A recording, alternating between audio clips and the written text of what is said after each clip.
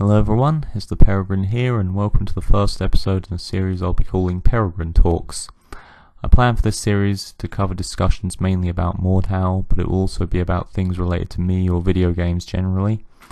This particular topic will be split into two videos, mainly because there are quite a few parts to it and therefore a lot to cover.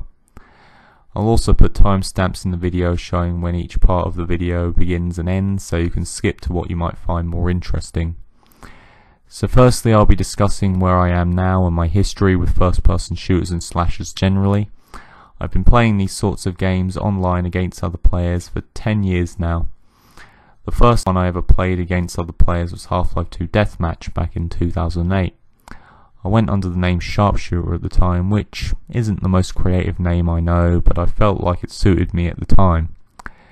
As you would probably guess, I felt like I had something to prove in regards to precision aiming, and that first-person shooter games would be the great way to prove it. Whether it was hitting targets in various video games prior to this one, or shooting and throwing things more accurately than my peers in real life. There were many events in my childhood that seemed to suggest that I had some sort of knack for aiming that was unlike anything others were capable of. Whether this is a result of my ASD, like a savant skill, or just simply a gift I happen to have as an individual, I'm not really sure. I like to think the former is true though. One thing I can be sure of though, is that many times in my life I consistently shown myself to be more accurate than my peers. When I played basketball in secondary school, for instance, I would score shots from halfway across the court more often than anyone else could.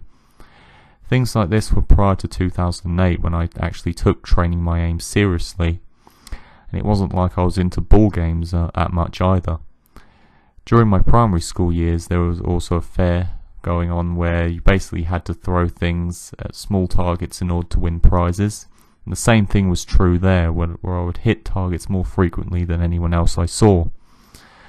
So anyway, Half-Life 2 Deathmatch would be the main game I play until 2010, when I started trying new ones out, or just playing other games more frequently like Team Fortress 2, CSS and the Left 4 Dead series. During 2011, after getting an Xbox 360, I started to move on to other games related to that console, such as Halo Reach and some of the Call of Duty games as well. Fast forward to January 2013, and I would start playing Chivalry Medieval Warfare for the first time.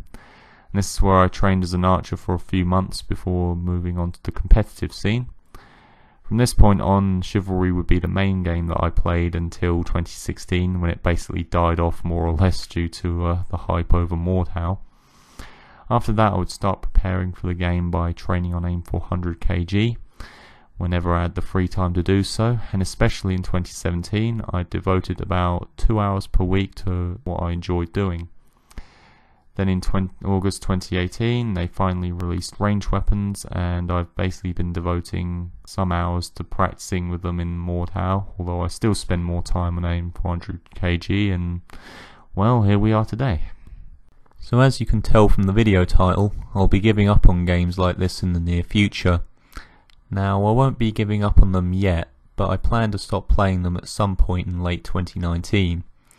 At the very least I won't be playing them anywhere near as much as I currently do, but before then I'll still be producing entertaining videos for you all to watch, and even after I've quit these games, you never know. I might still be able to get the odd good clip here and there, a few times that I decide to go back on them again.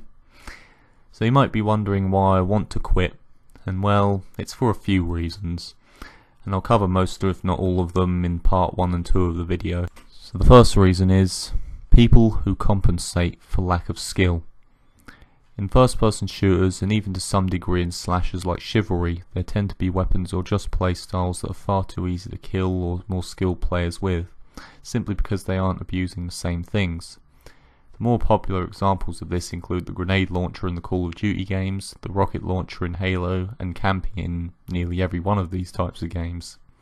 Things like this often allow players to be more successful than others without requiring the perseverance to devote hundreds if not thousands of hours to training your skills to a point where you can beat your opponent fairly.